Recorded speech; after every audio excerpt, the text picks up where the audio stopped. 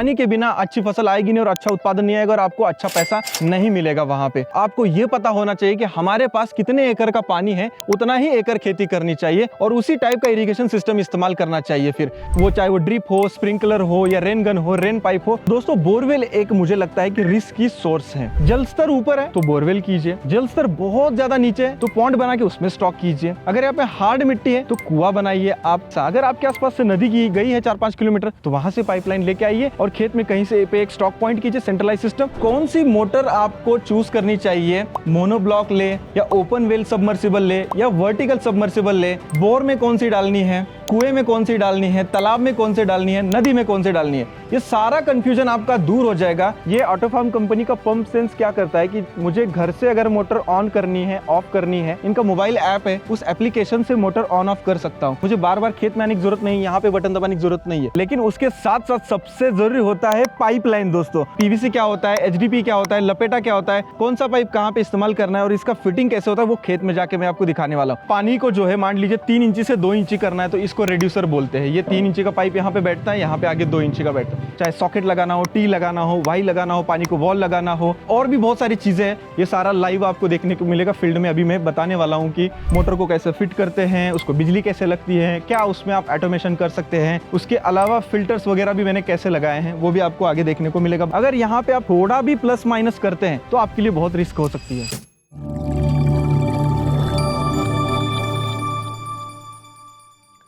खेती में सबसे ज्यादा इंपॉर्टेंट है पानी, लेकिन पानी होने से फायदा नहीं है दोस्तों, उसके लिए सटीक सिंचाई सिस्टम होना भी बहुत ज्यादा जरूरी है। हमारे से सबसे ज्यादा गलतियां होती है इरिगेशन में, यानी कि वाटर मैनेजमेंट में। दोस्तों सिंचाई कैसे करना है, यहां पे हमारा बहुत ज्यादा कंफ्यूजन होता है। कौन सी मोटर होनी चाहिए, कैसी पाइपलाइन होनी चाहिए, ड्रिप इरिगेशन कैसा होना चाहिए, स्प्रिंकलर का कैसे इस्तेमाल करना है, रेन पाइप का कैसे इस्तेमाल करना है, इसमें बहुत कंफ्यूजन हो जाता है और हम प्रॉफिट से चूक जाते हैं। अब इसमें प्रॉफिट की कैसी बात आई? जी हाँ दोस्तों, हमारे फसलों में 50% से लेकर 70% तक पानी का रोल है, यानी कि वाटर मैनेजमेंट का। उसके बाद फिर फर्टिगेशन का, स्प्रे मैनेजमेंट का आता है। तो इसे हम इरिगेशन में अगर गलती कर बैठे तो हम प्रॉफिट से चूक जाते हैं, हमारा नुकसान हो सकता है। तो अगर आपको पैसा कमाना है तो आपको इरिगेशन अच्छा आना चाहिए और उसमें जो बेसिक चीजें हैं, पानी स्टार्ट से लेके, मोटर से लेके एंड प्लांट को गिरने तक, हमें सब कुछ प्रॉपर आना चाहिए। ये चीज नोट कर लीजिए दोस्तों। तो अब आपका यहां से कंफ्यूजन कभी नहीं होगा, क्योंकि हम स्टार्ट कर रहे हैं यहाँ पे इरिगेशन सीरीज। 5 एपिसोड आने वाले हैं, उसमें का ये पहला एपिसोड है दोस्तों, जिसमें हम आपको वाटर सोर्सेस, पानी कौन से मोटर से कैसे उठाना है, पाइपलाइन कैसे होनी चाहिए, सब कुछ लाइव आपको देखने को मिलेगा दोस्तों। और एक जरूरी चीज, आप सब्सक्राइब नहीं करते तो सब्सक्राइब जरूर कीजिएगा।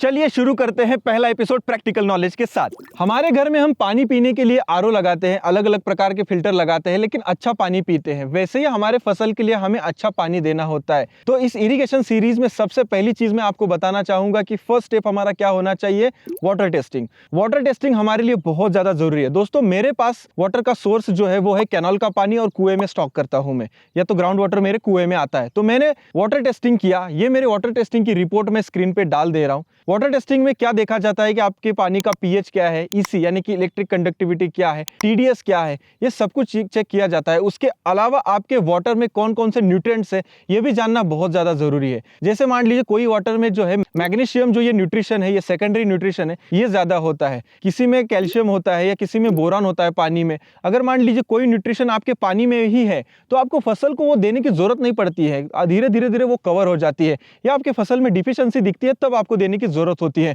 तो ये बहुत ज्यादा जरूरी है, आप दिमाग में डाल लीजिए ये चीज की पानी का टेस्टिंग होना ही चाहिए पहली स्टेप। अगर आपका पानी खारा है, आपने टेस्ट नहीं किया और वैसे आप फसल को दे रहे, तो आप वहां पे सबसे बड़ा गलत काम कर रहे हैं। और आप सोच रहे कि मेरा उत्पादन नहीं आ रहा है, मैं पैसा नहीं कमा पा रहा हूँ, खेती नुकसान में है। तो दिक्कत यहीं से हम शुरू करते हैं कि टेस्टिंग नहीं करते हैं। अगर आप टेस्टिंग भी नहीं कर पा रहे तो ये 2 गैजेट आपके पास रहते तो भी बहुत है। ये मेरे हाथ में पीएच मीटर है और ये टीडीएस ईसी मीटर है, जिससे भी आप सिंपल आपका पानी जो है देख सकते हैं कि कितना इसका पीएच है पानी का। जैसे मैं यहाँ पे देखता हूँ, यहाँ पे पानी का पीएच मेरे पास में जो तालाब है, ये देखिए यहाँ पे लगभग जो है 8 के 8.5 दिखा रहा है यहाँ पे।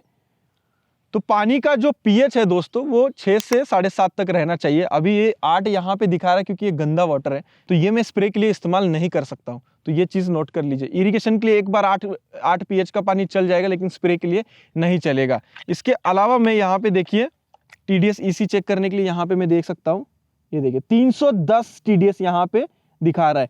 तो दोस्तों ये पानी अच्छा है, मतलब ये पानी दे सकता हूँ। अगर 1200-1400 TDS का पानी है और वो खारा पानी है तो खेती के लिए रिस्की हो सकता है। मेरे हिसाब से खेती के लिए 700 से लेके 1000 TDS के लिए 1000 TDS तक चल जाएगा। लेकिन दोस्तों जहाँ पे आप वाटर टेस्टिंग रिपोर्ट के लिए पानी देंगे, एक बोतल में भर के पानी दीजिएगा। एक बोतल पानी भर के देने के बाद जो रिजल्ट आता है उसमें सब लिखा रहता है कि आपके पानी का स्टैंडर्ड क्या होना चाहिए और क्या आपके पानी का स्टैंडर्ड आया है। तो ये सबसे ज़्यादा ज़रूरी है दोस्तों।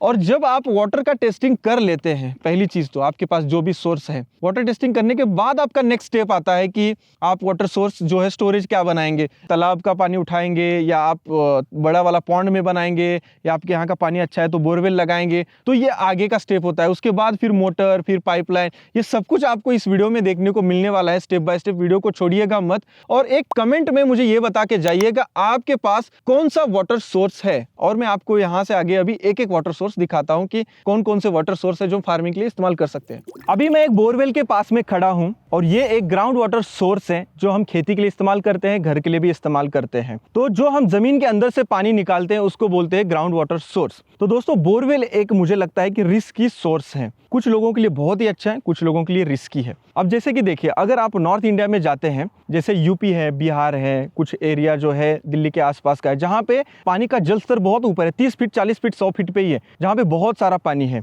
लेकिन अगर आप वही चीज़ एमपी में आते हैं, महाराष्ट्र में आते हैं, कर्नाटक में आते हैं, तेलंगाना में जाते हैं, तो 500, 600, 700 फीट तक भी जाते हैं तो भी पानी नहीं है। तो अमूमन जो फार्मिंग में नए किसान आ रहे हैं वो सोचते हैं कि मैं एक बोरवेल लगाता हूँ और खेती को सिंचाई के लिए पानी चलाता हूँ, लेकिन वो रिस्की है। ये चीज़ आप देखिए कि आपके आसपास के एरिया में कितने लोगों ने बोरवेल लगाए हैं और क्या वहाँ पे पानी अच्छा आ रहा है, कितना इंची आ रहा है, मतलब आधे इंची पाइप से कंटिन्यू आ रहा है, 2 इंची के पाइप से आ रहा है, 1 इंची से आ रहा है, कितना पर्याप्त खेती के लिए वो पानी है कि नहीं। क्योंकि दोस्तों इस सोर्स में आप स्टॉक नहीं कर सकते पानी का, क्योंकि एक छोटा सा होल रहता है जो आप 10 इंची, 12 इंची, 16 इंची का होल मारते हैं ड्रिल मशीन से बड़ा, और उतने में ही रहता है। उसमें क्या रहता है कि झरने रहते हैं और उस झरने से जो पानी गिरता है वो आप उठाते हैं, तो इसीलिए रिस्की हो सकता है। और दूसरा चीज़ रिस्की क्या है कि अगर आपके बोरवेल का पानी खारा निकला तो खारा पानी से अगर आप सिंचाई करते हैं तो फसल के लिए वो रिस्की है, आप प्रॉफिट में नहीं रहेंगे, फिर वो दिक्कत हो जाएगा आपको। तो ये चीज़ आप नोट कर लीजिए, स्टॉक नहीं कर सकते, खारा पानी निकल गया तो दिक्कत है। तो इसके लिए आपको क्या करना है कि आपके आसपास में जो बोरवेल लगे हैं उसमें ज़्यादा पानी आ रहा है क्या, मीठा पानी आ रहा है क्या, तो ये सब कुछ आपको चेक करना है और आपके यहाँ पे जल स्तर कितना है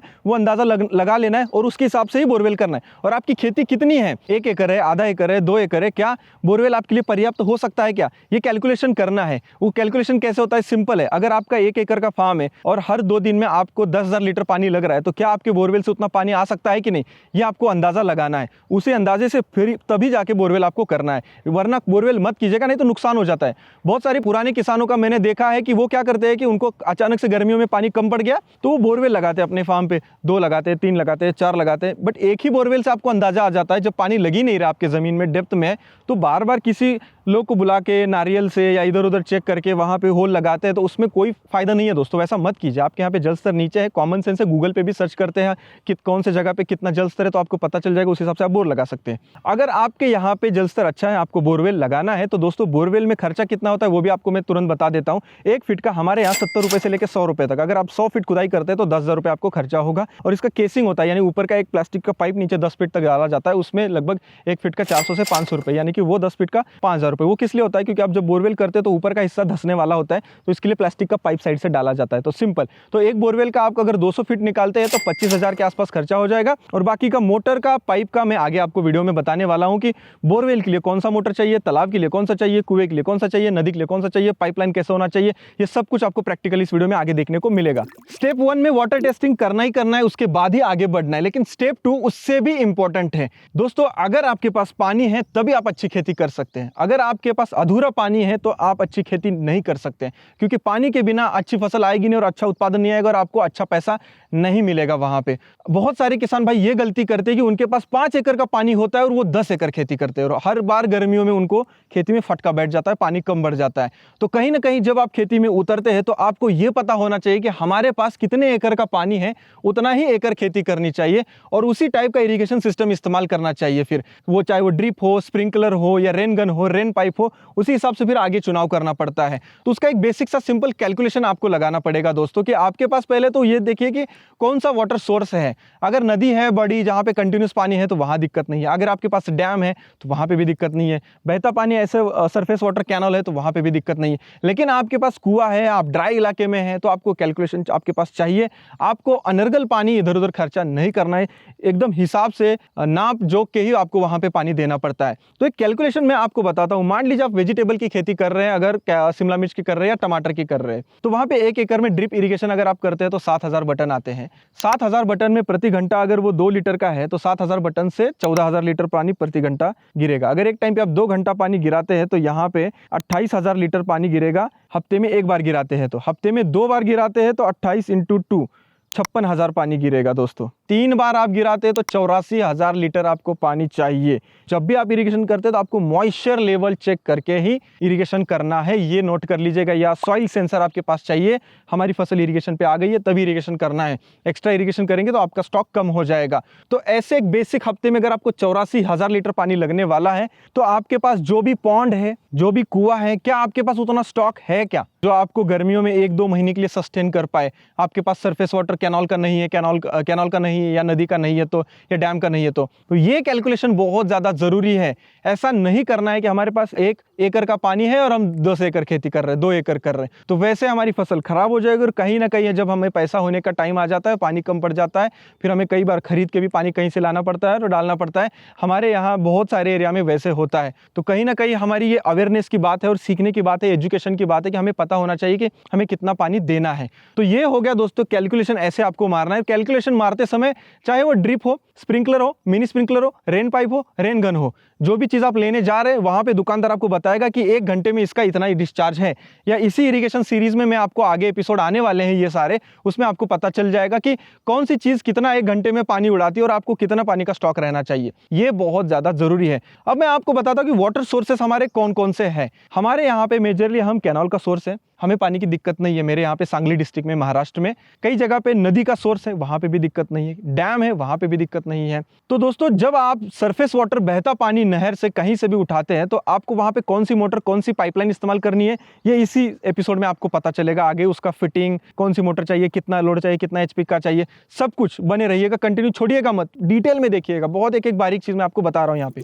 सरफेस वाटर में हमने कैनाल देखा, नदी देखा, डैम देखा, बहता पानी देखा, ओढ़ा देखा, लेकिन इसमें दोस्तों आपको ज़्यादा खर्चा नहीं है। इसमें आपको क्या बस पाइपलाइन और मोटर वहाँ पे लगाना पड़ता है और वहाँ से पानी आपके खेत में लाना पड़ता है। वहाँ पे ना आपको खुदाई करनी है, ना वहाँ पे स्टॉक करना है। ज़्यादा से ज़्यादा आपको क्या होता है कि जो नदियाँ गर्मियों में सूखती है, उस नदी में जो है एक रिंग मारी जाती है, जिसको जैकवेल भी बोलते हैं। गोल ऐसे कुआं की तरह बनाया जाता है, क्योंकि बालू धंसती है तो वहाँ पे गोल स्टॉक नहीं कर पाते, तो रिंग से स्टॉक करते और उसमें मोटर डाला जाता है।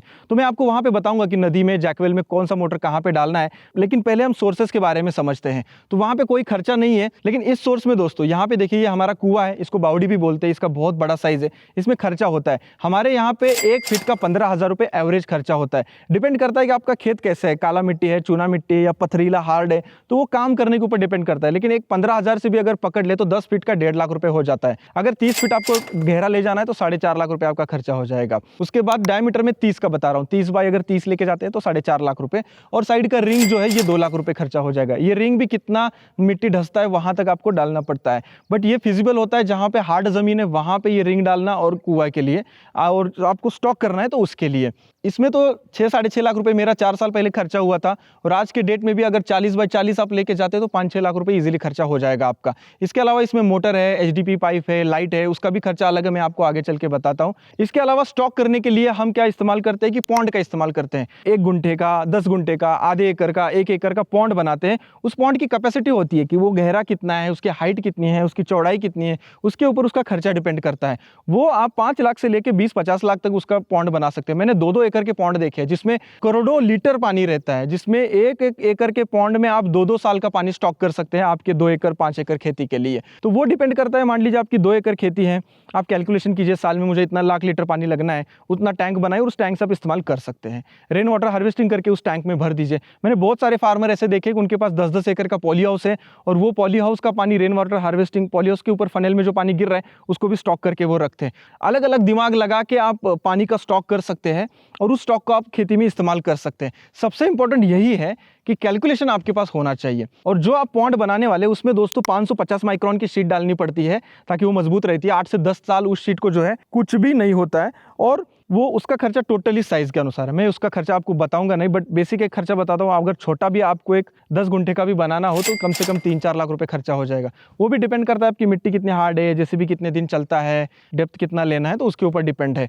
बट इसका खर्चा तो मुझे पता है क्योंकि ये मैंने 4-5 साल पहले किया है दोस्तों। तो इतने सारे वाटर सोर्सेस अलग अलग है दोस्तों, इसमें सब आपके लिए कौन सा सुटेबल है, ये आपके मन में कहीं ना कहीं सवाल आया होगा। तो मैं आपको ये जरूर बताना चाहूंगा कि आपके यहाँ पे सोर्स क्या है वो देखिए। जल स्तर ऊपर है तो बोरवेल कीजिए, जल स्तर बहुत ज्यादा नीचे है तो पॉन्ड बना के उसमें स्टॉक कीजिए। अगर यहाँ पे हार्ड मिट्टी है तो कुआं बनाइए। आप जैसा सिचुएशन है वैसा, अगर आपके आसपास से नदी की गई है 4-5 किलोमीटर तो वहां से पाइपलाइन लेके आइए और खेत में कहीं से पे एक स्टॉक पॉइंट कीजिए, सेंट्रलाइज सिस्टम, और वहां से पानी उठाइएगा। अब सेंट्रलाइज सिस्टम क्या होता है, मान लीजिए वहां से नदी गई है दूर से, ठीक है, अब वहां पे मेरा आसपास खेत नहीं है, मान लीजिए मेरा खेत यहाँ पे है 10 एकड़ पे, और 10 एकड़ के बीचों बीच में एक मैं पॉन्ड बनाऊंगा, पॉन्ड बना के वो नदी का पानी उस पॉन्ड में डालूंगा और वहां से डिस्ट्रीब्यूट करूंगा। इसको बोलते हैं सेंट्रलाइज सिस्टम।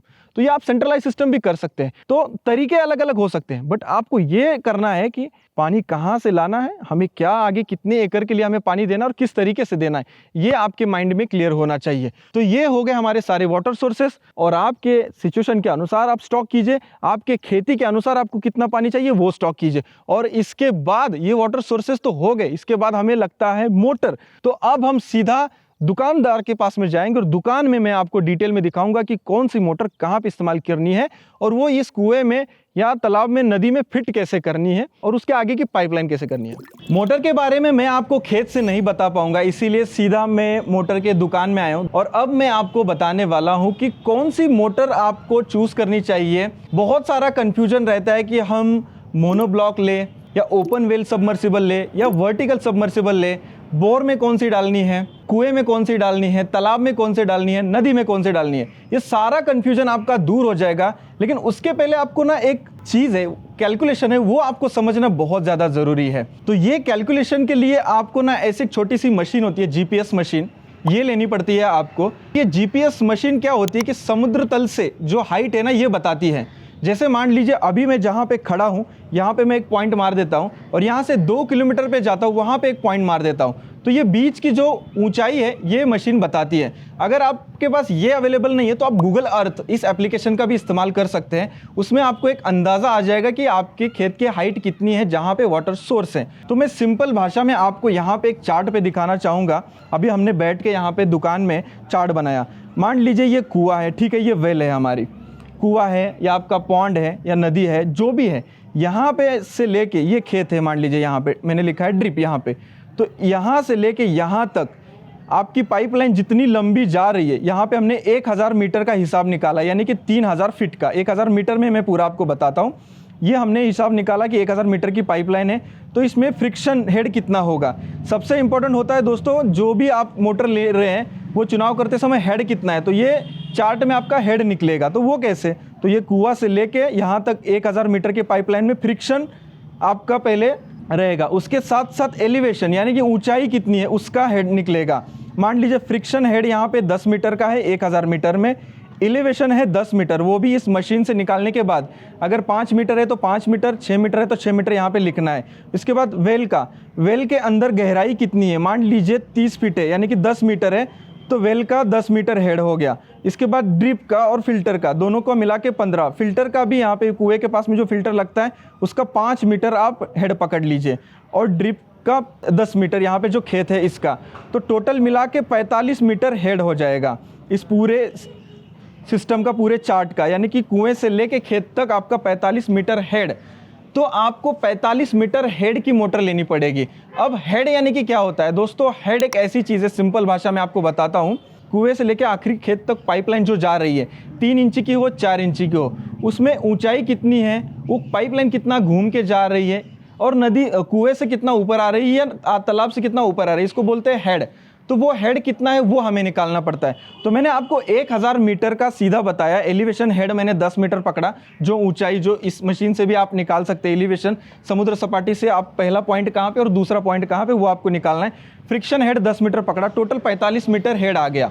ठीक है, अब 45 मीटर हेड आने के बाद जब भी आप दुकानदार के पास जाते हैं तो आपको मोटर खरीदते समय पहले आपका कैलकुलेशन निकालना है, कुएं से लेके जो वाटर सोर्स से लेके एंड पॉइंट तक, और फिर दुकान में आने के बाद आपको बताना है कि मुझे चाहिए 45 मीटर हेड की मोटर। तो आप जब 45 मीटर की हेड की मोटर लेने लगते हैं तो आपको एक और चीज़ नोट करनी है कि आपको एंड पॉइंट पे कितना लीटर डिस्चार्ज चाहिए।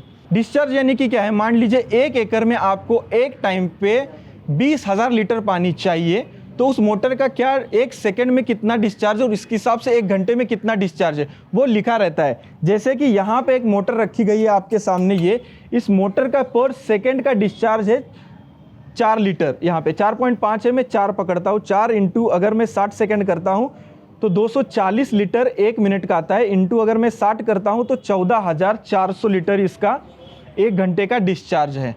तो जब भी आप किसी दुकान में जाते तो उनको पहले बताना है कि मुझे 1 एकड़ में पानी गिराना है या 2 एकड़ में पानी गिराना है। अगर 2 एकड़ में पानी गिराना है तो आपको 40,000 तक लीटर तक लग सकता है। वो डिपेंड करता है कि आप कौन सी फसल के लिए ड्रिप कर रहे हैं। अगर अंगूर के खेत में कर रहे हैं तो उसमें ड्रिप लाइन कितनी है, या आप वेजिटेबल के लिए कर रहे हैं तो उसमें ड्रिप लाइन कितनी बिछाने वाले हैं, उसमें कितना पानी 1 घंटे में गिरेगा और कितना पानी आपकी मोटर 1 घंटे में आगे भेजेगी, ये कैलकुलेशन लगाना है, फिर मोटर लेने जाना है। और जब आप यहाँ पे आने के बाद बताएंगे मुझे इतना हेड का चाहिए, तो उस हिसाब से प्राइस डिपेंड करेगा, और कितना लीटर पर मिनट आपको चाहिए उस हिसाब से प्राइस डिपेंड करेगा।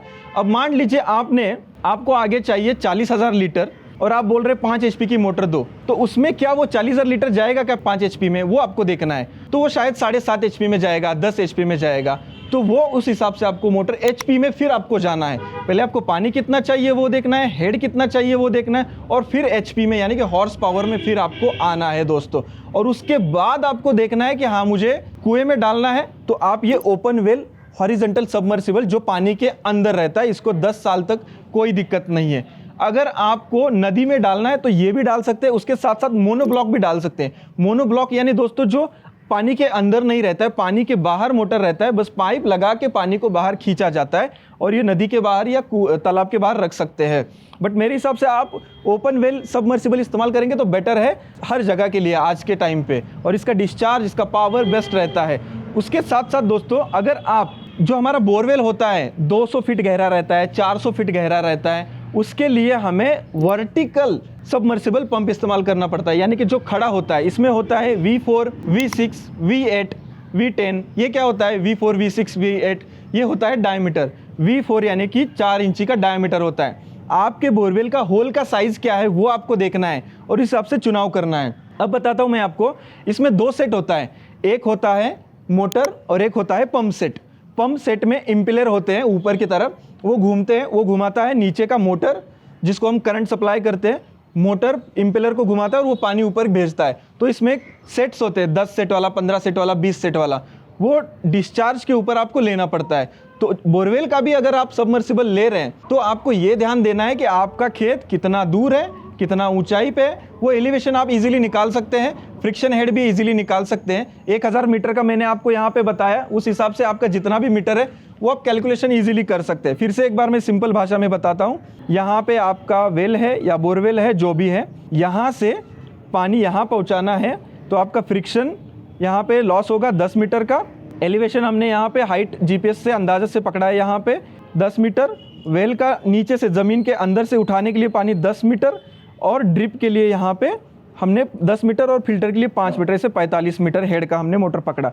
और हमें आगे चाहिए पानी 20,000 लीटर प्रति घंटा। तो हम कहेंगे कि हमें 45 मीटर हेड का मोटर दीजिए और हमें आगे 20,000 लीटर का डिस्चार्ज चाहिए, सिंपल। तो फिर वो 5 HP में आएगा, 7.5 में आएगा, 10 में आएगा, उस हिसाब से देंगे। और एक ज़रूरी बात है कि आपकी पाइपलाइन कितनी इंच की है, 3 इंच की है या 4 इंच की है। अगर पानी आपको लंबे में दूर ले जाना है तो पाइपलाइन आपको बड़ी लगती है। तो ये सारा कैलकुलेशन आपको करना पड़ता है, तब जाके होता है।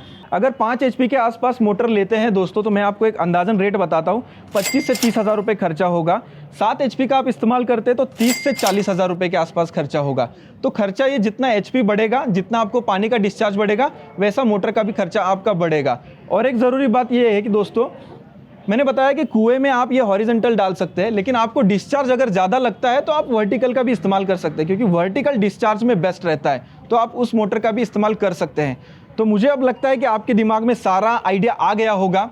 अगर फिर भी आपको समझ में नहीं आ रहा तो कमेंट कीजिएगा। इसका मोटर का मैं एक स्पेशल वीडियो बना सकता हूँ आपके लिए, इसका जोड़ जाड़ के पूरा और डिटेलिंग में। मतलब ये तो डिटेल में है ही, लेकिन फिर भी आपके मन में कोई शंका है तो मैं आपको बता सकता हूँ।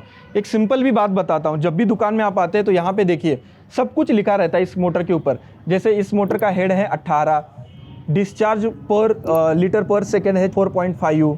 यहाँ पे देखिए कौन से ईयर की है, मॉडल नंबर इसके ऊपर है, RPM यानी कि इसका कितना है, सब कुछ यहाँ पे कितना लाइट लगेगा, इसको बिजली लगेगा, सब कुछ इस प्लेट के ऊपर लिखा रहता है। ये देखिए यहाँ पे टेक्समो इंडस्ट्रीज़ की ये कंपनी है, तारो पंप्स, तो सब कुछ यहाँ पे रहता है दोस्तों। इतना मतलब लोड लेने की ज़रूरत नहीं है, बस आपको टेक्निकली स्ट्रांग होना है। जैसे मैंने आपको बताया कि हेड निकालना बहुत ज़्यादा इंपॉर्टेंट है।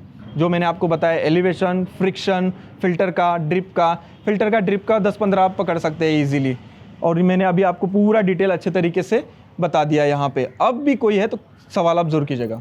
मोटर कौन सी लेनी है हमने ये तो देख लिया, लेकिन उसके साथ साथ सबसे ज़रूरी होता है पाइपलाइन दोस्तों। तो अभी मैं आपको पाइपलाइन के सारे जो प्रकार है वो दिखाने वाला हूँ। PVC क्या होता है, HDP क्या होता है, लपेटा क्या होता है, कौन सा पाइप कहाँ पे इस्तेमाल करना है और इसका फिटिंग कैसे होता है, वो खेत में जाके मैं आपको दिखाने वाला हूँ। लेकिन एक दोस्तों ज़रूरी बात है कि पाइपलाइन का चुनाव करते समय आपको कैसे करना है। देखिए आपका खेत कितना है, आपके पास 5 एकड़ खेत है, 10 एकड़ एक खेत है, 2 एकड़ है, 1 एकड़ है, उसके ऊपर डिपेंड करता है। या आपको पानी कहीं 2 किलोमीटर 3 किलोमीटर लेके जाना है, उसके ऊपर डिपेंड करता है। अगर मान लीजिए एक टाइम पे आपको 2 एकड़ को पानी देना है तो कम से कम 4 इंची की पाइपलाइन जानी चाहिए, और 2 एकड़ में कम से कम मेरे हिसाब से ड्रिप से 40,000 लीटर पानी का डिस्चार्ज एक टाइम होना चाहिए, और वो होगा 4 इंची के पाइपलाइन से ही दोस्तों।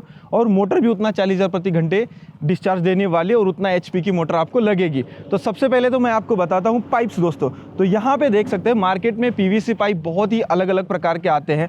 सबसे पहले तो मैं आपको बताना चाहूँगा कि ये 2 इंची का पाइप आता है। ये देखिए, इसको हम मेन लाइन के लिए इस्तेमाल नहीं करते, सब लाइन के लिए इस्तेमाल करते हैं, जो कि आपको अगले पार्ट में इरिगेशन में पता चलेगा। ये जो है 63 mm इसको बोला जाता है। ये 4 kg का पाइप है। ये देखिए यहाँ पे लिखा है, एक्चुअली लिखते समय 63 mm लिखा जाता है, और 4 kg यानी कि इसकी kg में क्वालिटी होती है। 4 kg मतलब 4 kg, 6 kg, 8 kg, 10 kg ऐसे होता है। लेकिन जनरली दोस्तों ये 4 kg, 6 kg, 8 kg होता क्या है? तो देखिए, जहाँ पे हमारी मुलायम ज़मीन है, जहाँ पे प्रेशर ज़मीन के ऊपर लोड कम है, पथरीला कम है, वहाँ पे 4 kg चलेगा। लेकिन आप जहाँ पे मुरुम वाली ज़मीन यानी कि पथरीली ज़मीन होती है, वहाँ पे आपको 6 kg या 8 kg वाला पाइप इस्तेमाल करना पड़ता है। 6 kg, 8 kg यानी क्या होता है कि इसकी जो क्वालिटी है वो kg में नापा जाता है। तो ये एक पैरामीटर है kg वाला। तो जहाँ पे आपको हार्ड ज़मीन है, पथरीली ज़मीन है, पहाड़ी ज़मीन है, वहाँ पे आपको 6 kg वाला पाइप लेना पड़ेगा। वो महंगा मिलता है दोस्तों, ये याद रखिएगा। तो ये 2 इंची का पाइप हो गया। इसके बाद ये 2.5 इंची का पाइप है। अगर आपका कुआं पास में और वहीं पे आप इरिगेशन करना है तो आप 2.5 इंची का भी इस्तेमाल कर सकते हैं। इसके बाद ये देखिए, ये 3 इंची का पाइप है। ये देखिए 3 इंची के साथ साथ यहाँ पे ये 4 इंची का पाइप है। ये देखिए कितना मोटा है यहाँ पे, और इसके ऊपर mm भी लिखा है। ये देखिए 110 mm यहाँ पे। ये फिनोलेक्स का पाइप है, यहाँ पे जैन का भी है, कोठारी का भी है, बहुत सारी कंपनियों का है यहाँ पे। और ये 4 kg सेंटीमीटर स्क्वायर यहाँ पे लिखा भी गया है। ये देखिए क्लास 2 UPVC पाइप यहाँ पे। तो ये पाइप हमें कहाँ पे इस्तेमाल करना है? मेन लाइन के लिए। पहले आप वो दिमाग में रखिए कि हमारा मोटर है, मोटर से सीधा पाइप आगे जाता है, और ये मेन लाइन के लिए इस्तेमाल किया जाता है, ना कि सब लाइन। मेन लाइन यानी कि कुएं से पानी निकाल रहे, बोरवेल से निकाल रहे, पॉन्ड से निकाल रहे, नदी से निकाल रहे, या डैम से लेके जा रहे, तो वहाँ पे आपको ये मेन लाइन में इस्तेमाल करना पड़ता है। और मैं कहूँगा कि आपको आपके एरिया के अनुसार चुनाव कीजिए। फिर 3 इंची का करना है तो मिनिमम 3 इंची के ऊपर आप रहिए। भविष्य में कभी क्षेत्र बढ़ जाता है तो वो पाइपलाइन छोटा पड़ता है, और पानी 3 kg में से जितना जाएगा 3 kg प्रेशर से ही जाएगा, उससे ज़्यादा प्रेशर से पानी आगे जाएगा नहीं, लिमिटेशंस आता है। तो आप 4 kg 4 इंची 5 इंची का ही पाइप इस्तेमाल कीजिए। अगर इसके रेट की बात करें तो मैं आपको यहाँ पे रेट बताना चाहूँगा। मैंने नोट करके लिखे हैं आज के रेट। प्लास्टिक के रेट के अनुसार ये रेट ऊपर नीचे होते हैं। 2 इंची पाइप का रेट है 250 से 300 रुपये 4 kg क्वालिटी का। इसके बाद 2.5 इंची का है 350 से 400, 3 इंची का है 550 से 600, 4 इंची का है 750 से 850, 5 इंची का है 900 से 1000 रुपये। ये 4 kg क्वालिटी दोस्तों। अब मैं आपको दूसरी चीज़ दोस्तों बताना चाहूँगा कि यहाँ पे एक और पाइप है जो है HDPE पाइप दोस्तों। इस पाइप के बारे में बहुत लोगों को मतलब डिटेल में पता नहीं है कहाँ पे इस्तेमाल किया जाता है, वो मैं आपको बताने की कोशिश करूँगा। इसको रख लो भाई। तो अभी मैं जहाँ पे खड़ा हूँ ये इसको बोलते हैं HDPE पाइप दोस्तों, यानी कि हमारे यहाँ मराठी में इसको हस्ती पाइप भी बोलते हैं। आप कमेंट सेक्शन में बताइए कि आपके यहाँ पे क्या बोलते हैं। तो ये जो है 2 इंची का HDPE पाइप है। जनरली मैं आपको बताना चाहूँगा कि हर जगह पे HDPE पाइप इस्तेमाल करना सही नहीं है, क्योंकि ये पाइप महंगा होता है। 2 इंची का पाइप 120 रुपये से 130 रुपये मीटर आता है, यानी कि 3 फीट दोस्तों। और ये 2.5 इंची का पाइप जो है 150 रुपये से 170 रुपये मीटर आता है। जहाँ पे हेवी वजन जाता है, जैसे रोड पास हो रहा है उसके नीचे से आपको पास करना है, या सबसे अहम इसको इस्तेमाल किया जाता है 2.5 इंची का पाइप जो है जहाँ पे मोटर है, मोटर से लेके कुआं बाहर निकलने तक, जहाँ पे बहुत ज़्यादा प्रेशर होता है, वहाँ पे PVC पाइप नहीं चलेगा, फट जाएगा। तो जहाँ से मोटर कुएं से, मान लो बोरवेल में 200 फीट गहराई में जाना है, तो ये HDPE पाइप लगता है वहाँ पे। लोहे के पाइप से अच्छा ये है, पहले लोहे का इस्तेमाल किया जाता था, फिर PVC, लेकिन ये HDPE पाइप कुएं बोरवेल से मोटर निकालने के लिए बेस्ट है। तो ये बोरवेल में इस्तेमाल कीजिए, कुएं से जहाँ से पानी निकलता है वहाँ पे इस्तेमाल कीजिए, पॉन्ड में इस्तेमाल कीजिए, डैम में इस्तेमाल कीजिए, तालाब में इस्तेमाल कीजिए, जहाँ पे मोटर टू उस सोर्स से बाहर। उसके बाद फिर हमें इसमें इसके आगे का कनेक्ट करना है PVC पाइप, वहाँ से हमारी मेन लाइन जाएगी जो खेत में हमें लेके जाना है वो। अब दोस्तों मैं एक और पाइप आपको यहाँ पे दिखाता हूँ। PVC पाइप सीधा मेन लाइन के लिए, HDPE पाइप कुएं से बाहर निकालने के लिए, और ये लपेटा पाइप दोस्तों। ये लपेटा पाइप ज़्यादातर नॉर्थ इंडिया में इस्तेमाल किया जाता है, जहाँ पे स्थिर काम नहीं है। मान लीजिए आज हमें गेहूं के लिए पानी देना है, फटाक से पाइप लगाया दे दिया, वहाँ से उठाना है दूसरी जगह पे देना है। जहाँ पे टेम्प्रेरी काम चलता रहता है वहाँ पे ये लपेटा पाइप इस्तेमाल करना चाहिए। 1600 रुपये का ये 300 फीट आता है। इसमें अलग अलग वैराइटीज़ होती है, जैसे ये वाला यहाँ पे ये देखिए, उसके बाद ये है, जैसा पाइप वैसा रेट। इसमें 2 इंची, 2.5 इंची, 3 इंची, 4 इंची, 5 इंची अलग अलग वेरियंट आते हैं। अब दोस्तों जो हमने PVC पाइप देखा, HDPE पाइप देखा, उसके लिए ना फिटिंग के लिए सामग्री लगती है। जैसे मान लीजिए हमें पानी को जो है, मान लीजिए 3 इंची से 2 इंची करना है, तो इसको रेड्यूसर बोलते हैं। ये 3 इंची का पाइप यहाँ पे बैठता है, यहाँ पे आगे 2 इंची का बैठता है, यानी पानी को रेड्यूस करना है 3 इंची से लेके 2 इंची तक। इसके बाद हमें कहीं पे कनेक्ट करना है, तो ये सॉकेट ऐसे आता है, ये देखिए, इसको सॉकेट बोलते हैं। सॉकेट के साथ साथ कहीं पे हमें टी करना है, यानी कि पानी को इधर से इधर फिर इधर निकालना है, तो इसको टी बोला जाता है। ये देखिए, मैं सारा मटेरियल आपको दिखाता हूँ। ये भी सॉकेट है 3 इंची का। इसके बाद ये देखिए, ये वॉल्व है जो कि हम ऑन ऑफ करते हैं, जहाँ पे हमें पानी को रोकना पड़ता है, जहाँ पे हम इरिगेशन में एंड पॉइंट पे पानी को रोकते हैं। ये देखिए, इसको वॉल्व बोलते हैं। इसके बाद मैं आपको दिखाना चाहूँगा यहाँ पे, ये जो है जहाँ पे कहीं पे लीकेज हो जाता है, तो ये क्विक फिक्स सॉकेट है। जहाँ पे लीकेज हो जाता है वहाँ पे काट के ऐसे सरकाया जाता है। तो जो भी सामग्री इरिगेशन के लिए लगते हैं, ये दुकान पे पूरी है। ये देखिए, जहाँ पे कुएं से पानी पाइप से बाहर निकलता है, इस टेल पीस से आप इसको कनेक्ट कर सकते हैं और यहाँ पे आगे जोड़ सकते हैं। जैसे HDPE पाइप बाहर आती है, उसको भी ये लगाना पड़ता है, फिर आगे एक लगाना पड़ता है, तो इससे बाहर आज हो जाता है। ये HDPE पाइप का कनेक्टर है। मान लीजिए मोटर में जो कनेक्शन लगाना पड़ता है वहाँ पे लगाना पड़ता है, इसके ऊपर HDPE पाइप लगा के यहाँ पे एक हल्का स्क्रू लगाना पड़ता है, जो कुएं से HDPE पाइप बाहर निकलती है। HDPE कुएं से बाहर निकलने के बाद इसको कनेक्ट करके आगे ले जाना पड़ता है। ये सारा लाइव आपको देखने को मिलेगा फील्ड में। अभी मैं बताने वाला हूँ कि मोटर को कैसे फिट करते हैं, उसको बिजली कैसे लगती है, क्या उसमें आप ऑटोमेशन कर सकते हैं, उसके अलावा फिल्टर्स वगैरह भी मैंने कैसे लगाए हैं, वो भी आपको आगे देखने को मिलेगा। बस आप कंटिन्यू रहिएगा। मैं दुकान से आपको बेसिक चीज़ें जो इंपॉर्टेंट है वो दिखाने की कोशिश कर रहा हूँ। ऐसे ढक्कन भी आते हैं जिससे आप पाइप को बंद कर सकते हैं एंड पे। तो हर एक इरिगेशन में सामग्री यहाँ पे आती है। साइज़ अलग अलग रहते हैं, 2 इंची, 3 इंची, 4 इंची, 5 इंची। इसके रेट भी जैसा चीज़ है वैसे रेट रहते हैं। इसको MTA बोलते हैं। कहीं पे आपको थ्रेड लगाने तो ऊपर से थ्रेड है तो MTA, अंदर से थ्रेड है तो FTA बोलते हैं। तो इसके भी रेट अलग अलग होते हैं, 50 रुपये, 100 रुपये, 150 रुपये, जैसा साइज़। ये लगभग 3 इंची का मेरे हिसाब से साइज़ है, तो साइज़ के अनुसार ये रहता है। ये सॉल्वेंट है जो PVC पाइप चिपकाने के लिए अलग से आता है। और ये यहाँ पे पूरी इरिगेशन की सामग्री है जो कि आपको इरिगेशन के पार्ट में देखने को मिलेगी। अगर आपको पानी को वाई की तरह लेके जाना है 2 जगह पे, एक पीछे से एक आ रहा है और आगे 2 जगह लेके जाना है, तो इससे आप लेके जा सकते हैं। तो ऐसी कोई सामग्री नहीं है कि जहाँ पे जो मन हो वैसे आप इरिगेशन में पाइपलाइन को घुमा सकते हैं, वैसे लेके जा सकते हैं। ये सारी सामग्री इस्तेमाल करके, चाहे सॉकेट लगाना हो, टी लगाना हो, वाई लगाना हो, पानी को वॉल लगाना हो, और भी बहुत सारी चीज़ें हैं। मैंने आई थिंक सारे रेट आपको बता दिए। लपेटा pipe, HDPE pipe, PVC pipe, इसके भी छोटे मोटे रेट है, मतलब मतलब ज़्यादा ये महंगी चीज़ें नहीं है, 100-200 के अंदर ये सारी आ जाती है। ये जो मेरे हाथ में आप पाइप देख रहे हैं ग्रीन कलर का, इसमें 2 इंची, 2.5 इंची, 3 इंची आता है, जिसको सक्शन होज पाइप बोला जाता है। दोस्तों मोटा पाइप रहता है। फिलहाल अभी उसका इस्तेमाल बहुत कम हो गया है, लेकिन कहीं जगह पे ऐसा होता है कि आपको बहुत ज़्यादा पानी को बेंड करना पड़ता है, वहाँ पे ये सक्शन होज पाइप का आप इस्तेमाल कर सकते हैं। लेकिन इसका एक ड्रॉबैक ये है कि ज़्यादा गर्मियों में रहता है ये खुले में, तो 1-2 साल के अंदर ये पाइप ऐसे तड़क जाता है, मतलब उसके ऊपर हाथ लगाते हैं या पत्थर गिरता है तो वो फूट जाता है और ख़राब हो जाता है। एक ज़रूरी चीज़ आपको मुझे ये बतानी है कि इरिगेशन में जो भी आप एचडीपी पाइप लगा रहे हैं या पीवीसी पाइप इस्तेमाल कर रहे हैं या लपेटा पाइप इस्तेमाल कर रहे हैं, उसका जो भी कनेक्टिंग का मटेरियल है या जो भी एक्सेसरीज़ है वो सारी दुकान में मिल जाती है दोस्तों। बस आपको उसके नाम पता होने चाहिए। जैसे मैंने अभी फटाफट से आपको सारे नाम बताए, वो आप जाके दुकानदार से मांग सकते हैं, चाहे वो एल्बो हो, बैंड हो, एमटी हो, एफटी हो। अभी मैं आपको लाइव फील्ड पे भी दिखाता हूँ। तो चलिए मैं आपको मोटर फिटिंग कैसे होता है और लाइट का, मोटर का जो बिजली का सेटिंग है वो भी कैसे होता है, सब कुछ दिखाता हूँ प्रैक्टिकल।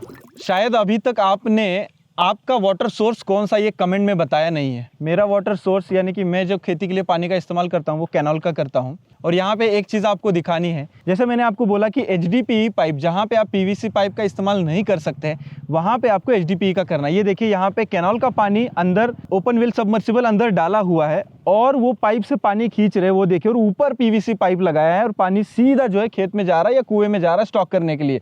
साथ में यहाँ पे 4 इंची का भी एक पाइप है बगल में, वो देखिए। तो यहाँ पे पीवीसी पाइप का इसके अंदर इस्तेमाल इसलिए नहीं किया है क्योंकि जहाँ पे आपको ज़्यादा मोड़ना होता है या पानी नीचे से उठाना होता है वहाँ पे एचडीपी पाइप का इस्तेमाल कर सकते हैं। देखिए यहाँ पे आपको लाइव देखने को मिल रहा है ये चीज़।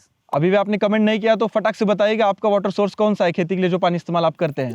मोटर को कैसे फिट किया जाता है, उसको बिजली का कनेक्शन कैसे दिया जाता है, मैं यहाँ पे लाइव आपको दिखाता हूँ। ये मेरा कुआं है, ये 30 फीट इसका डायमीटर है और गहराई 50 फीट है। इसमें मैंने मोटर डाली है 7.5 HP की। मैंने कैलकुलेशन किया था मेरा ये कुआं टू एंड पॉइंट मेरा कितना हेड है, वो लगभग जा रहा था 50 मीटर का। तो मैंने यहाँ पे 60 मीटर हेड की मोटर ले ली, 10 मीटर एक्स्ट्रा ले ली थोड़ा सा क्योंकि मजबूत रहे। मेरी 3 इंची की पाइपलाइन है, यहाँ से लगभग 3000 फीट ऊपर गई है, यानी कि 1000 मीटर। तो 3000 फीट के लिए 3 इंची की पाइपलाइन एक्चुअली छोटी पड़ रही है, बड़ी चाहिए थी। पानी जितना दूर ले जाना है उतनी बड़ी पाइपलाइन डालनी चाहिए, 4 इंची 5 इंची दूर दूर ले जा सकते हैं। अगर 4-5 किलोमीटर आपको लेके जाना है तो मेन लाइन जो जमीन के अंदर से गाड़ के आप लेके जाने वाले वो 4 इंची 5 इंची लेके जाइएगा और वो कम से कम 3 फीट जमीन के अंदर गहरी लेके जाइएगा। मैं आपको अभी दिखाता हूँ थोड़ी देर बाद। अब मान लीजिए ये मेरा कुआं है, मैंने कुएं के पास में एक जुगाड़ बनाया है, ये देखिए। अगर आपका भी कुआं है, बोरवेल है या कोई ऐसे जगह पे डेप्थ में आप मोटर को छोड़ रहे तो आप ये जुगाड़ जरूर लगाइएगा। इसका जो ये घूमता है चक्री हमने लगाई है और इसमें रस्सी फंसा के मोटर को नीचे छोड़ते हैं और ये ऐसे गोल घुमा के मोटर को बाहर लेते हैं। देखिए मोटर छोटा नहीं होता है, मोटर 70 किलो, 80 किलो, 100 किलो का होता है। और इसमें मैंने जो ज़्यादा हेड का मोटर डाला है वो वर्टिकल सबमर्सिबल डाला है, खड़ा वाला। मोटर को जो है एचडीपी पाइप से कनेक्ट करना है, उसके बीच में एक निप्पल होता है, उसके बाद उसको रस्सी से बांध लेना है। ये रस्सियाँ देख सकते हैं हमने मोटर के लिए बांधी है। कुछ मेंटेनेंस आने लगा तो वो रस्सी से खींच के हम, उधर एक चक्री है उस साइड में और इस साइड में एक चक्री है, दोनों साइड में हम रस्सी फंसाते और ऐसे ऐसे खींचते हैं। और ये वाला एचडीपी पाइप देख सकते हैं, ये 2.5 इंची का हमने डाला है। अगर आपकी मोटर 5 HP से ऊपर है तो ये 2.5 इंची का पाइप चाहिए क्योंकि जो डिस्चार्ज है वो तेजी से जाता है। यहाँ पे पीवीसी पाइप नहीं डालना है। तो आगे मैं आपको दिखाता हूँ जो कुएं से पानी ऊपर आता है। मैंने आपको मोटर के बारे में बताया, इंजन के बारे में भी बताता हूँ। कुएं पे इमरजेंसी के तौर पे आपके पास इंजन जरूर रहना चाहिए, क्योंकि क्या होता है कि आपकी लाइट चली गई और आपकी फसल अच्छी खासी आ गई है तो उस टाइम पे आप पानी कैसे देंगे, तो आपको जो है इंजन रहना चाहिए। जैसे कि मेरा यहाँ पे 7 HP का इंजन मैंने यहाँ पे रखा है। इसका डिस्चार्ज कम है बल्कि बैकअप के लिए ये सही है। मैं आपको यहाँ पे खोल के दिखाता हूँ, ये बहुत दिन बाद चालू होता है। ये देखिए, इमरजेंसी में आपके पास इंजन भी रहना बहुत ज़्यादा ज़रूरी है। 7 HP का इंजन है, ये पानी को खींचता है और आगे मेरे खेत में भेजता है। अगर आपके पास इंजन भी नहीं है तो आपको सोलार सिस्टम लगाना पड़ेगा, जो कि सोलार आता है उस पर मोटर चालू होती है। बहुत सारे लोगों का कंफ्यूजन होता है कि अगर मैं सोलार लगाता हूँ उस टाइम पे बादल आ जाते तो क्या करूँगा मैं। तो अगर बादल भी आते हैं तो जितना सोलार को लाइट ज़रूरी है उतनी लाइट मिलता है, तो वो DC करंट से AC करंट कन्वर्ट करके मोटर को ऑन कर देता है। अगर आप 3 HP का लगा रहे हो तो 3 HP का सेटअप आता है, 5 HP का लगा रहे हो तो 5 HP का सेटअप आता है, 7 HP का लगाते हैं तो 7 HP का आता है। सोलार में जो है आपको सब्सिडी भी मिलती है। जैसे महाराष्ट्र में जिनको जिनको सोलार लगा है उनको सब्सिडी मिल रही है। अभी 10% केवल आपको पूरे खर्चे का भरना है, यानी कि अगर आपको 5 HP का सेटअप लगाना है तो 3 लाख में आता है, उसमें 30,000 हमको बस भरना है। 2,70,000 महाराष्ट्र में सब्सिडी मिल रहा है। अलग अलग राज्यों में अलग अलग सब्सिडी चल रही है। सेंट्रल गवर्नमेंट की भी सब्सिडी आप जाके चेक कर सकते हैं, प्रधानमंत्री कुसुम योजना दोस्तों।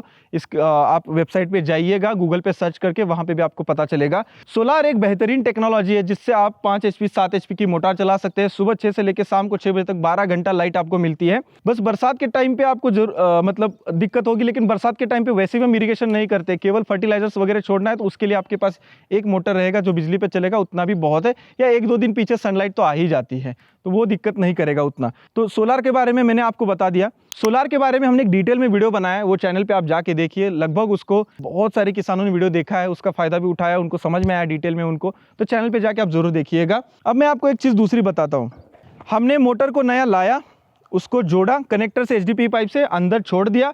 अंदर छोड़ने के बाद अंदर से HDPE पाइप हमने ऊपर लाया। HDPE पाइप को यहाँ पे एयर वॉल लगा दिया। ये देखिए यहाँ पे ऐसे एयर वॉल डालना है। ये बहुत ज़्यादा ज़रूरी है क्योंकि जहाँ पे हम पानी ऊपर लाते हैं वहाँ पे एयर पकड़ता है, पाइप फटने की संभावना होती है। तो ये एयर वॉल डालना बहुत ज़्यादा ज़रूरी है। 150-200 रुपये के आसपास मिल जाता है। और ये ऐसा एयर वॉल जो हमारे मेन लाइन में मेरे हिसाब से हर 1000-1500 फीट के आसपास एक एयर वॉल डालना चाहिए। जहाँ पे भी पानी ऐसे सपाट होकर फिर ऊंचाई पे जाता है, फिर नीचे आता है, वहाँ पे एयर पकड़ता है और पाइप फटने की संभावना होती है। और वहाँ पे हमारा पानी का जो डिस्चार्ज वो प्रेशर से नहीं जा पाता है, पाइपलाइन के ऊपर लोड आ जाता है वहाँ पे। ये बहुत ज़्यादा दिक्कतें आती है, तो एयर वॉल जरूर डालिएगा। मैंने मेरे पाइपलाइन पे अभी पिछले साल डाला क्योंकि मैं जैसे जैसे सीख रहा हूँ मेरे खेती में इंप्रूवमेंट कर रहा हूँ। अब जैसे कि ये पाइप यहाँ पे ऊपर आ गया, तो यहाँ पे देखिए ये टेल पीस है। तो ये HDPE पाइप है, इसको गर्म किया, यहाँ पे गर्म करके एक निप्पल डाल दिया। निप्पल डालने के बाद 2 क्लिप से यहाँ पे टाइट किया, एक सपोर्ट यहाँ पे दिया, यहाँ पे ये टेल पीस लगाया। टेल पीस लगा देने के बाद यहाँ पे बीच में नॉन रिटर्न वॉल डाला है। नॉन रिटर्न वॉल ये देख सकते हैं ब्लू कलर का आपको दिख रहा है। नॉन रिटर्न वॉल क्या होता है कि जो पानी केवल आगे जाता है, रिटर्न नहीं आता है। रिटर्न अगर मोटर बंद कर देंगे तो नॉन रिटर्न वॉल की जो प्लेट है वो इसके ऊपर लग जाती है, ऐसे खुलती है, ओपन क्लोज इसके अंदर, तो वो रुक जाती है, तो पानी पीछे नहीं आता है, पाइप आपकी हमेशा भरी भरी रहती है। अब ये पानी सीधा हमने यहाँ पे अंदर आ गया। अब आप सोच रहे हो कि ये क्या है, ये क्या है? तो ये जो पाइप इधर से आ रहा है ये इंजन का पाइप है। वहाँ पे भी HDPE पाइप डाला है हमने। सक्शन होस पाइप डाला था लेकिन गर्मी से खराब हो गया, जैसे मैंने आपको बताया था। सक्शन होस पाइप जिसको बांगड़ी पाइप हमारे यहाँ मराठी में बोलते हैं। ये वाला हमने सिंगल फेज हमारी मोटर है, अगर 3 फेज नहीं होती है, देखिए एक 3 फेज होती है और सिंगल फेज लाइट होती है। जब हमारी लाइट होती है तो 400-450 वोल्टेज लाइट होता है, लेकिन जब सिंगल फेज होती है तो 200-250 वोल्ट होता है। तो उस टाइम पे हम सिंगल फेज चलाते हैं, और जब 3 फेज लाइट रहती है 3 फेज रहती है तो 3 फेज चलाते हैं। हमारे यहाँ हफ्ते में 4 दिन 3 फेज लाइट रहती है और 3 दिन सिंगल फेज लाइट रहती है। तो सिंगल फेज मोटर भी आती है जो कि आप 3 HP 5 HP की ले सकते हैं और आपके कुएं में डाल सकते हैं। ज़्यादा बड़ी लेंगे तो वहाँ पे दिक्कत करता है आपको। बस काम चलाओ के लिए सिंगल फेज आप लगा दीजिए आपके कुएं में बैकअप के लिए। जैसे कभी कभी 3 फेज एक हफ्ते के लिए चले जाती है, सिंगल फेज रहती है, तो वहाँ पे सिंगल फेज आप चला सकते हैं। लेकिन जिसका बड़ा खेत है वो उनको लिए मैं सजेस्ट करूंगा कि सोलार सिस्टम पे जाइए। 7.5 HP का जो जितना डिस्चार्ज आपको चाहिए वही उस पर लगाइएगा। तो ऐसे यहाँ पे मेरी 3 सिस्टम है, एक 3 फेज, एक सिंगल फेज, एक इंजन। अब मैं सोलार भी भविष्य में लगाने वाला हूँ। जब पानी यहाँ से आगे जाता है तो ये फिल्टर का सिस्टम है, इसको बोलते हैं सैंड फिल्टर। सैंड फिल्टर जो है आपको जहाँ पे भी खुला पानी है, नदी, कुआं, नहर, तालाब, जहाँ पे भी खुला पानी है, रेती जहाँ पे आती है, यहाँ पे सैंड फिल्टर, ये प्राइमरी फिल्टर इसको बोलते हैं, ये लगाना चाहिए। और उसके आगे जो है ये सेकेंडरी फिल्टर है जो कि स्क्रीन फिल्टर है। इसके अंदर स्क्रीन होती है, जाली होती है बारीक, उसमें अंदर से पानी पास होता है। तो पहले पानी जो है पास होके इसमें आता है, इसमें से आगे जाता है और फिर ये हमारी मेन लाइन आगे गई है, देखिए। और इसमें सबसे इंपॉर्टेंट चीज एक और है, PRV, pressure release valve, PRV इसको बोलते हैं। ये 4,500 रुपये का आता है। हर कुएं पे PRV होना चाहिए। इस PRV का फायदा क्या है, जब आपकी पाइपलाइन पूरे तरीके से आगे अगर कोई बंद कर देता है गलती से और मोटर चालू रहती है तो ये प्रेशर से ये खुल जाता है और आपका पानी फिर से कुएं में जा सकता है। तो ये सिस्टम यहाँ पे फटेगा नहीं, टूटेगा नहीं, यहाँ पे कुछ आगे सारे वॉल्व बंद हो जाएंगे तो इसको बोलते हैं PRV दोस्तों। और ये सैंड फिल्टर के बारे में मैं अगले वाले पार्ट में ड्रिप इरिगेशन के बताऊंगा कि फिल्टर के कितने प्रकार होते हैं, क्यों डालने चाहिए, क्या किस लिए डालने चाहिए। तो ये मेन लाइन हमारा आगे गया, ये देखिए ऐसे ऐसे ऐसे ऐसे ऐसे ऐसे ऐसे ये आगे आया, आगे आया, आगे आया, आगे है। तो अभी ये देखिए यहाँ पे हमारी मेरी जो है 3 इंची की ये मेन लाइन है। ये देखिए अभी इसमें पानी है, क्योंकि पानी इसलिए क्योंकि रिटर्न कुएं में नहीं जाता है। हमने बीच में नॉन रिटर्न वॉल, एक टाड़ी आती है हमारे यहाँ बोलते हैं, ऐसे ऐसे खुलती है, वो डाल दी है। और यहाँ पे एक वाई डाला है, वाई इसलिए डाला है क्योंकि ये एक पानी ऐसे जाता है और ये वाई से हमने इमरजेंसी खोलने के लिए पाइपलाइन का पानी कुछ लीकेज वगैरह निकालना है, हमें निकालना है, तो यहाँ से ऐसे घुमा देता हूँ मैं। तो ये देखिए कुएं में अभी पानी गिर रहा है, दिखा दो भाई, गिर रहा है ना पानी। तो ये हमने वाई डाला है। तो ऐसे आप इरिगेशन के सिस्टम में आप ये वॉल्व है, ये देखिए यहाँ पे वॉल्व का इस्तेमाल किया है हमने। यहाँ पे वाई है, ऐसे वाई, एक में मेन पानी जाता है और दूसरे में और अभी जहाँ पे मैं खड़ा हूँ ये कम से कम 3 फीट गड्ढा है यहाँ पे। तो जब भी आप मेन पाइपलाइन आपकी जो कुएं से बाहर आने के बाद जो पीवीसी पाइप आप डालते हैं वो 3 फीट के नीचे होनी चाहिए। वो इसलिए क्योंकि हमारे खेत में हम प्लाव चलाते हैं, रोटर चलाते हैं या ट्रैक्टर दब जाता है कभी, तो उससे नुकसान ना पहुँचे, हानि ना पहुँचे, इसके लिए हमें डीप ले जाना है। जेसीबी से जब भी आप पाइपलाइन निकालते हैं तो जेसीबी का 1 घंटे का 1000 रुपये आपको 1200 रुपये के आसपास खर्चा हो जाता है। छोटे वाले बकेट से आपको खुदाई करते हुए जाना है, पाइप आपको जोड़ते हुए जाना है। 3 इंची का जोड़ रहे, 4 इंची का जोड़ रहे, 5 इंची का जोड़ रहे, आपको जितना आगे पानी लेके जाना है उतना बड़ा पाइपलाइन इस्तेमाल कीजिए। मेरे हिसाब से 3-4 किलोमीटर तक आप पानी लेके जाना है तो आप 4 इंची का इस्तेमाल कर सकते हैं, कोई दिक्कत नहीं है। और पीछे 7.5 HP का और बड़ा डिस्चार्ज वाला आपको वर्टिकल सबमर्सिबल आपको डालना पड़ेगा। जब आप पाइपलाइन को पूरा जोड़ते हैं तो उसके बाद एक ही दिन में आप मून सकते हैं। मून देने के बाद फिर एक टेस्टिंग ले लीजिए पानी का, आगे कितना आ रहा है, एक बैरल में भर के देखिए डिस्चार्ज बराबर आ रहा है कि नहीं। क्योंकि आप अब आगे ड्रिप इरिगेशन करने वाले हैं, उसमें हिसाब नहीं चूकना चाहिए, कैलकुलेशन नहीं चूकना चाहिए। पर सेकंड पर मिनट जितना बोला गया है मोटर ने उतना आगे पानी आना चाहिए। और जो मैंने बोला था आपको फ्रिक्शन हेड यही होता है कि पाइपलाइन आपकी कितनी घूमी है, उसमें कितना घर्षण हो रहा है, इसको फ्रिक्शन हेड बोलते हैं। एलिवेशन हेड यानी कि इस कुएं से लेके आखिरी वाला खेत की ऊंचाई कितनी है, इसको एलिवेशन हेड बोलते हैं। और जो एक्स्ट्रा का जो हेड है वो दोस्तों क्या होता है कि जहाँ पे लोड आता है वो है फिल्टर से पानी घूमना पड़ता है। ये देखिए कैसे 2-3 बार ऐसे ऊपर नीचे, तो यहाँ पे भी हेड लगता है मोटर को, तो इसीलिए सारा कैलकुलेशन करके आपको मोटर लेना है। अब मैं आपको बताता हूँ बिजली कनेक्शन का। हमने बिजली का सिस्टम यहाँ पे कैसे करवाया, तो बिजली का एक खंभा वहाँ तक आया था, फिर एक यहाँ पे खड़ा करवा के हमने लिया एक अर्जी करके।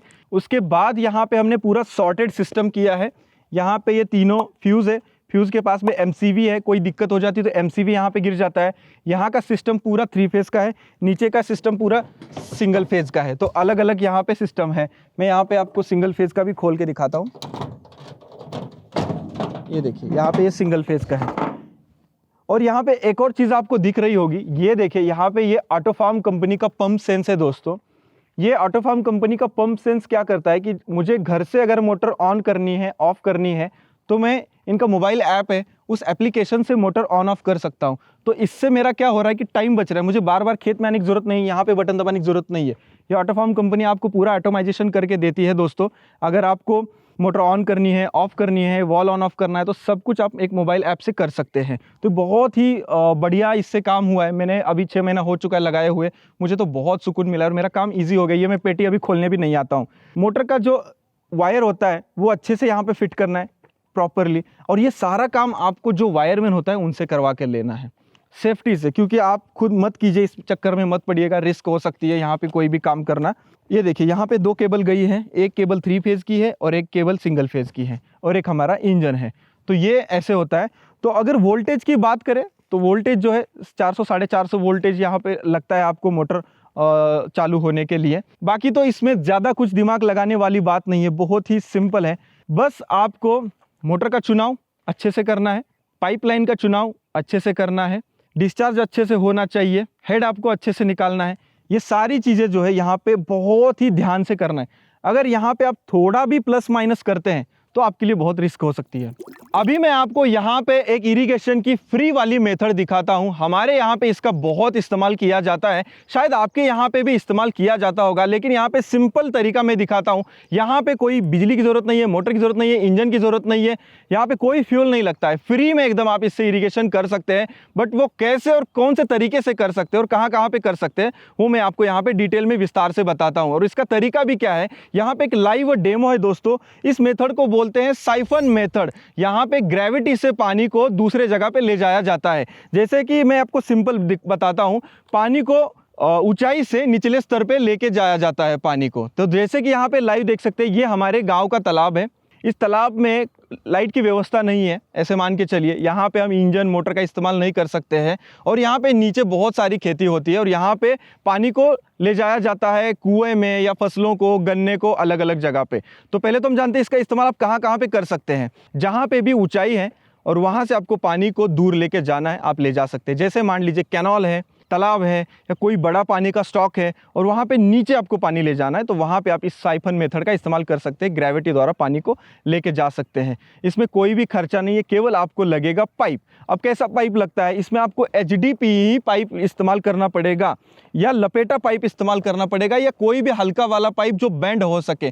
PVC पाइप इसमें नहीं चलेगा। तो यहाँ पे ये देखिए 2 इंची का HDPE पाइप है जो कि 100 रुपये से लेके 120 रुपये मीटर आता है, यानी कि 3-3.25 फीट के आसपास आता है, 100 से 120 रुपए में दोस्तों। तो यहाँ पे सिंपल होता क्या है, जैसे ये तालाब है, मान लीजिए ये तालाब ऊंचाई पे है और ये वाला हिस्सा जो है इधर का नीचे में है, तो आपको इधर पाइप का इस्तेमाल ज़्यादा करना पड़ता है और तालाब में कम करना पड़ता है। यानी कि सिंपल तरीका में हाथ से यहाँ पे दिखाता हूँ। ये मान लीजिए तालाब है और ये नीचे तक पाइप है, ऐसे पाइप को ऐसे दूर ले जाया जाता है और इस पाइप में जो है एक टाइम पे पानी भरा जाता है। तो यहाँ पे सिंपल मेथड कैसे भरा जाता है, एक वॉल उधर भी है, एक वॉल उधर है, यहाँ से भी आप पानी भर सकते हैं या पाइप को उठा के उधर से भी भर सकते हैं।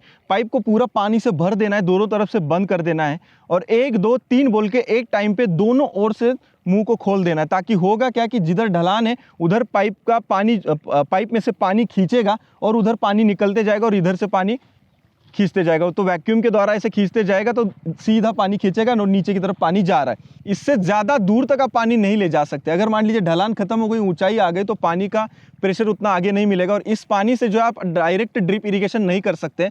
अगर आपको कहीं पे फ्लड इरिगेशन से पानी देना है या कहीं पे स्टॉक करना है पानी का या कुएं में ले जाके डालना है, तो वहीं पे आप इसका इस्तेमाल कर सकते हैं और इस पानी को आप ऊंचाई पे नहीं ले जा सकते। ये चीज़ आप नोट कर लीजिएगा, नहीं तो आप सोचेंगे कि कहीं पे दूर ले जा सकते, ज़्यादा दूर नहीं। जैसे कि यहाँ पे अभी देख सकते हैं, सिंपल जो है सादा पानी जो है लगभग यहाँ पे 300 फीट से भी कम पाइप है इस्तेमाल किया गया है, यहाँ पे तालाब में डाला गया है, वो डीप देख सकते हैं। और अभी यहाँ से पानी निकल भी रहा है, वहाँ पे कंटिन्यूसली जा रहा है नीचे। तो इस तरीके से जो है ये आप ग्रेविटी का इस्तेमाल करके एकदम सिंपल मेथड से साइफन मेथड से पानी को आप ऊंचाई से नीचाई की तरफ लेके जा सकते हो और इसका फ़ायदा उठा सकते हैं। तो ये मेथड शायद आपको पता होगी नहीं होगी, कमेंट सेक्शन में आप मुझे ज़रूर बताइएगा। बहुत ही सिंपल है ये। खेती में आपको हमेशा अगर पैसा कमाना है और प्रॉफिट में रहना है तो आपकी बेसिक चीज़ें बहुत मजबूत होनी चाहिए और बेसिक चीज़ें हमने आज इस एपिसोड में कवर की है। उसमें से वाटर सोर्सेस, मोटर और पाइपलाइन, ये बहुत ज़्यादा इंपॉर्टेंट है। अगर हम ये बेसिक चीज़ में गड़बड़ा गए